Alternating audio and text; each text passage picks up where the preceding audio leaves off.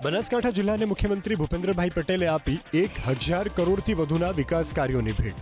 મુખ્યમંત્રીએ પાલનપુર ગ્રીનફિલ્ડ બાયપાસનું ખાતમુહૂર્ત કર્યું। 562 કરોડથી વધુના ખર્ચે 4 લેન બાયપાસ રોડ અને એલિવેટેડ 6 લેન એલિવેટેડ બ્રિજનું ખાતમુહૂર્ત કરવામાં આવ્યું છે। આ બાયપાસથી અમદાવાદ, દિલ્હી, રાજસ્થાન, કંડલા તરફ જતા મુસાફરોને લાભ થશે। ઉમરદશી નદી પર 6 લેનના અનુરૂપ 4 લેન પુલનું લોકાર્પણ કરવામાં આવશે। સાથે જ પાલનપુરમાં અનુસૂચિત જાતિના વિદ્યાર્થીઓ માટે સરકારી કુમાર છાત્રાલય અને કિડોતર અને સેજલપુરા પ્રાથમિક શાળાના 22 નવા વર્ગખંડોનું પણ મુખ્યમંત્રીએ લોકાર્પણ કર્યું। પાલનપુરમાં મુખ્યમંત્રીના કાર્યક્રમમાં ધારાસભ્ય અનિકેત ઠાકર ધાનેરાના ધારાસભ્ય માવજીભાઈ દેસાઈની અટક જ ભૂલી ગયા। અનિકેત ઠાકર 3 અલગ અલગ અટક સાથે માવજીભાઈનું નામ બોલ્યા। ધાનેરા વિધાનસભાના ધારાસભ્ય શ્રી માવજીભાઈ પટેલ, માવજીભાઈ ચૌધરી, માવજીભાઈ દેસાઈ,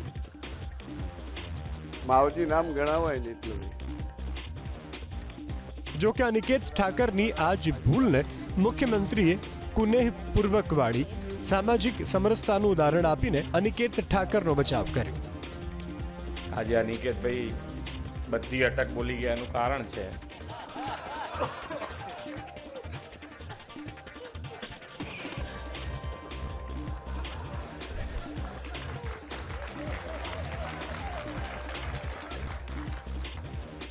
એમને અમે છૂટાયા પછી એક જ્ઞાતિના રહી શકીએ એવું શક્ય જ નથી।